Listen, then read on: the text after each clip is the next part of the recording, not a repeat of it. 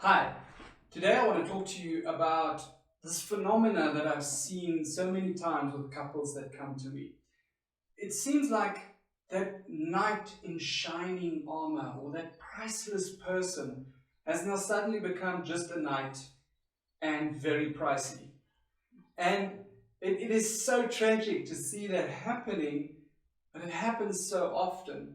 And I think it's the transition that we go through from being so excited and having these wishes fulfilled, and we're so happy about those wishes, and then eventually those wishes become expectations. And at best, when you have an expectation fulfilled, then you're not unhappy, you're just average. Whereas if a wish is fulfilled, you are on cloud seven and you're so excited and it's so amazing, and that kind of stuff happen.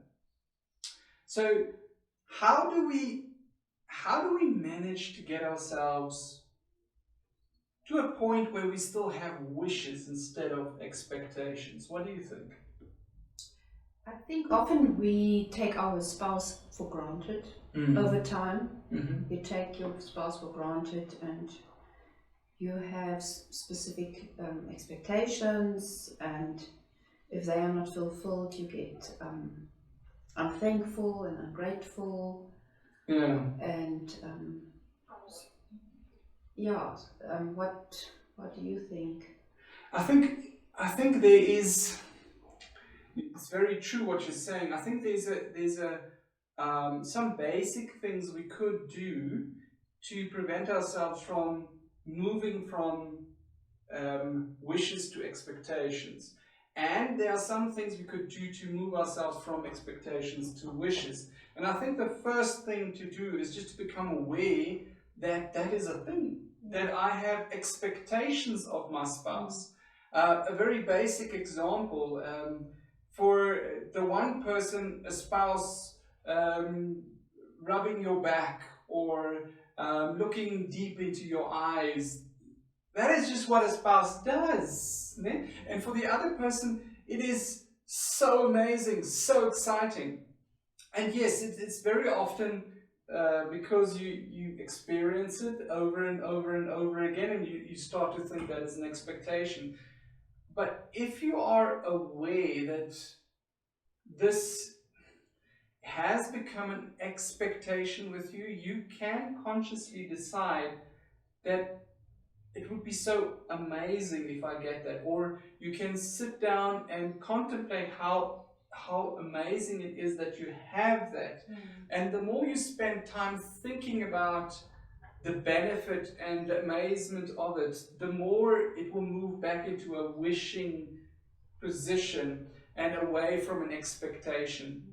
And I personally think it's a good exercise to just write down what are my expectations of my spouse, and then consciously decide that these will be things that I will celebrate. These will be things that I'll be happy about. I will enjoy having them. And guess what's going to happen? As soon as you get excited about the standard expectation that the spouse is fulfilling, you'll be more happy in the relationship, and your spouse would probably exceed what he or she have been doing because they get this positive feedback. Yeah. Pretty much the same thing as a lot of ladies complain that their husband doesn't give them compliments anymore. But over the years, the husband has been giving compliments, and her response went from, "Oh, that is wonderful," to, "Okay." And she just carries on. Nobody wants to give a compliment for, "Oh, it's okay." Why would I then give you another compliment?